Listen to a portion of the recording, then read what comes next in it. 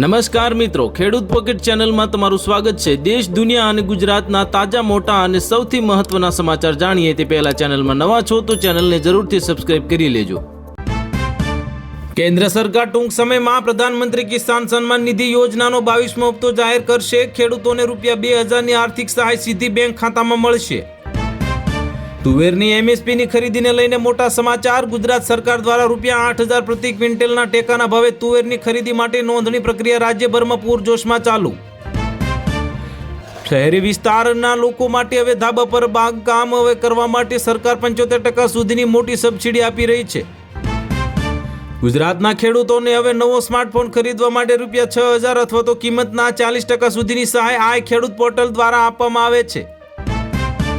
ખેડૂતોને સિંચાઈ માટે સોલર પંપ સ્થાપવા પર સરકાર 60% થી 90% સુધીની સબસિડી આપી રહી છે, જેથી વીજળી બચશે। રવિ પાક માટે રાજ્યમાં યુરિયા અને ડીએપી ખાતરનો પૂરતો જથ્થો ઉપલબ્ધ। ખેડૂતોને ચિંતા ન કરવા કૃષિ મંત્રીની અપીલ। આ વર્ષે ગુજરાત સહિત દેશમાં ઘઉંનું વાવેતર 2% વધીને 334 લાખ હેક્ટરને પાર કરી ગયું। વાવ, થરાદ અને પાટણના ખેડૂતો માટે સરકારે વિશેષ પેકેજ જાહેર કર્યું, જેમાં હેક્ટર દીઠ ₹20,000ની સહાય મળશે। ખેતીમાં આધુનિકીકરણ માટે ટ્રેક્ટર અને અન્ય કૃષિ સાધનો ખરીદવા પર સરકાર ખેડૂતોને આકર્ષક સબસિડી પૂરી પાડી રહી છે। પ્રાકૃતિક ખેતી કરતા ખેડૂતોને પ્રોત્સાહન આપવા માટે રાજ્ય સરકાર વિશેષ બજાર અને આર્થિક મદદ આપવાની તૈયારીમાં। આજે ભારતીય શેર બજારમાં સામાન્ય વધઘટ જોવા મળી। સેન્સેક્સ અને નિફ્ટીમાં રોકાણકારોએ સાવચેતી ભર્યું વલણ અપનાવ્યું છે।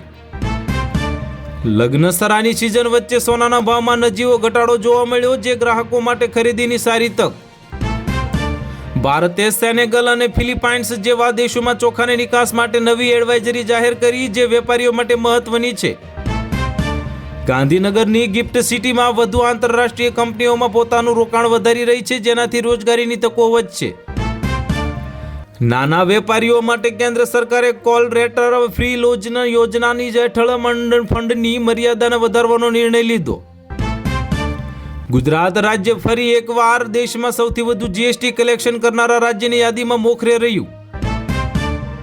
ભારતીય બિઝનેસ ચેલેન્જ 2026ને લઈને અંતર્ગત કૃષિ ક્ષેત્રના ટોપ 100 સ્ટાર્ટઅપ્સને સરકાર દ્વારા વિશેષ ફંડિંગ આપવામાં આવશે। ડોલર સામે ભારતીય રૂપિયો આજે 11 પૈસા નબળો પડ્યો, જેની અસર આયાત નિકાસ પર પડી શકે છે। અમદાવાદ અને સુરત જેવા શહેરોમાં નવા પ્રોજેક્ટ્સની સંખ્યામાં વધારો થયો, જેનાથી કન્સ્ટ્રક્શન ક્ષેત્રે તેજી જોવા મળી રહી છે। નાના છૂટક વેપારીઓને બચાવવા માટે હવે સરકાર ટૂંક સમયમાં નવી ઈ-કોમર્સ પોલિસી અમલમાં લાવી શકે છે। ગ્રામીણ વિસ્તારોમાં ગરીબોને ઘર બનાવવા માટેની સહાય વધારીને હવે ₹1.70 લાખ કરવામાં આવી।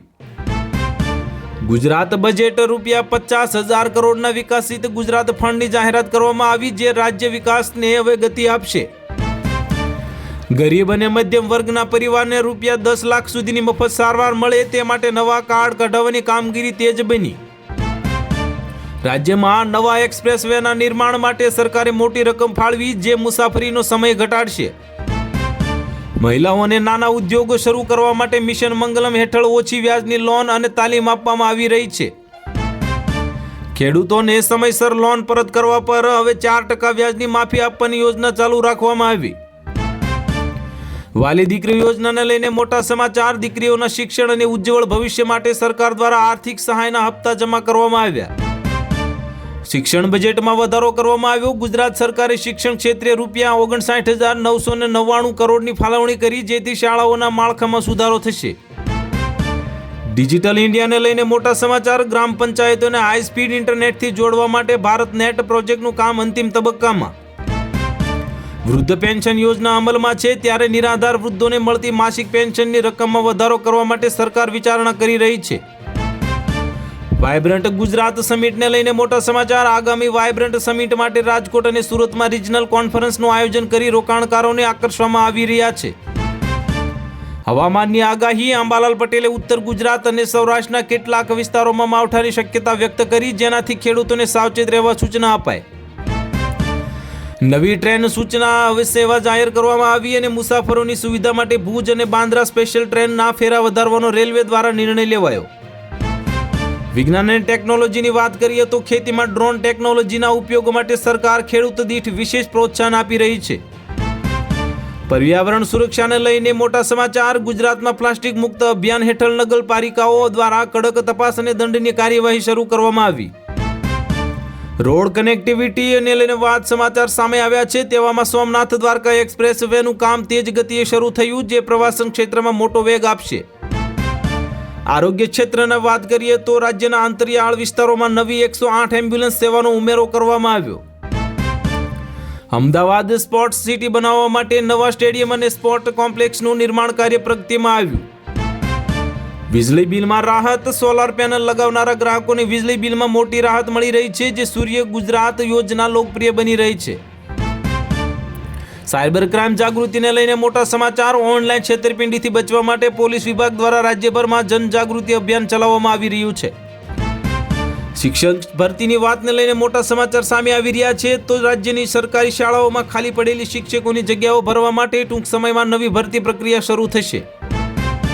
કચ્છમાં રણ ઉત્સવમાં હવે આ વર્ષે રેકોર્ડ બ્રેક પ્રવાસીઓ ઉમટી પડી રહ્યા છે, જેનાથી સ્થાનિક રોજગારી વધી છે.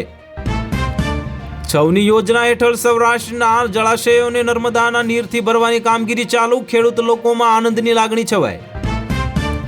હેલ્મેટ અને સીટ બેલ્ટના નિયમોનું કડક પાલન કરવા માટે હવે મહાનગરોમાં આર્ટિફિશિયલ ઇન્ટેલિજન્સ કેમેરા દ્વારા દંડ ફટકારવામાં આવી રહ્યો છે. રેશન કાર્ડ ધારકોને મળતા અનાજમાં આ વખતે વધારાની ચીજ વસ્તુઓ આપવાનો સરકારનો મોટો નિર્ણય લેવામાં આવ્યો. સેમી કંડક્ટર હવે કબને લઈને મોટા સમાચાર સામે આવી રહ્યા છે. ગુજરાતમાં સેમી કંડક્ટર પ્લાન્ટ માટે જમીન ફાળવણી અને અન્ય મંજૂરીઓની પ્રક્રિયા પૂર્ણ થઈ. દાહોદમાં નવું એરપોર્ટ બનશે. આદિવાસી વિસ્તારના વિકાસ માટે દાહોદમાં નવું એરપોર્ટ બનાવવાની મંજૂરી આપવામાં આવી. ગામડાઓનો વિકાસ થયા છે, ત્યારે સ્માર્ટ વિલેજ યોજના હેઠળ પસંદ થયેલા ગામોને વિકાસ માટે વિશેષ ગ્રાન્ટ ફાળવવામાં આવશે. બેરોજગાર યુવાનો માટે વિવિધ જિલ્લાઓમાં રોજગાર મેળાનું આયોજન કરવામાં આવ્યું. પશુપાલન સહાયની વાત કરીએ તો દુધાળા પશુઓ ખરીદવા માટે પશુપાલકોને વ્યાજ સબસિડી અને વીમા યોજનાનો લાભ આપવામાં આવી રહ્યો છે. બજેટ 2026ને લઈને મોટા સમાચાર. 1 ફેબ્રુઆરીએ રજૂ થનારા કેન્દ્રીય બજેટમાં ખેડૂતો માટે મોટી ભેટ મળવાની આશા સેવાઈ રહી છે. ઈંધણના ભાવની વાત કરીએ તો આંતરરાષ્ટ્રીય બજારમાં તેલના ભાવ ઘટતા ભારતમાં પેટ્રોલ ડીઝલ સસ્તું થવાની શક્યતા. Digital payment. ગ્રામીણ વિસ્તારોમાં પણ યુપીઆઈ પેમેન્ટનો ક્રેઝ વધ્યો. નાના વેપારીઓ ડિજિટલ બની રહ્યા છે. વન સંરક્ષણ. રાજ્યમાં વનીકરણ વધારવા માટે ગુજરાતમાં સોશિયલ ફોરેસ્ટ્રી હવે વિભાગ દ્વારા મફત રોપાઓનું વિતરણ કરવામાં આવશે. ગુજરાતના કોલેજના વિદ્યાર્થીઓના નવા આઈડિયાઝને સરકાર કરવા માટે હવે સરકાર આર્થિક મદદ પૂરી પાડશે. મનરેગાને મંજૂરી મળી ગઈ. હવે એવામાં મોટા સમાચાર સામે આવી રહ્યા છે કે મનરેગા યોજના હેઠળ મજૂરીના દરમાં વધારો કરવાની માંગ પર કેન્દ્ર સરકાર વિચાર કરી રહી છે. હાઈવે સેફટીને લઈને મોટા સમાચાર. નેશનલ હાઈવે પર અકસ્માતો ઘટાડવા માટે બ્લેક સ્પોટ સુધારવાની કામગીરી હાથ ધરવામાં આવી. મત્સ્યપાલન સહાયની વાત કરીએ તો સાગર ખેડૂતોને નવી બોટ અને જાળ ખરીદવા માટે સબસિડી આપવાની યોજના અમલમાં આવી. ઉનાળા પહેલા રાજ્યમાં અસરગ્રસ્ત વિસ્તારોમાં પાણીના ટેન્કરથી વ્યવસ્થાનું આયોજન અત્યારથી શરૂ કરવામાં આવ્યું. જનધન ખાતાને લઈને મોટા સમાચાર. સરકારની તમામ સીધી સહાય હવે ડીબીટી હવે તો માત્ર જનધન ખાતા દ્વારા ટ્રાન્સફર કરવામાં આવશે. તો હાલ માટે આટલું જ. મળીશું નવી અપડેટ સાથે. જો વિડીયો પસંદ આવતો હોય તો વિડીયોને કરી દેજો લાઈક. ચેનલમાં નવા હોય તો ચેનલને કરી દેજો સબસ્ક્રાઈબ.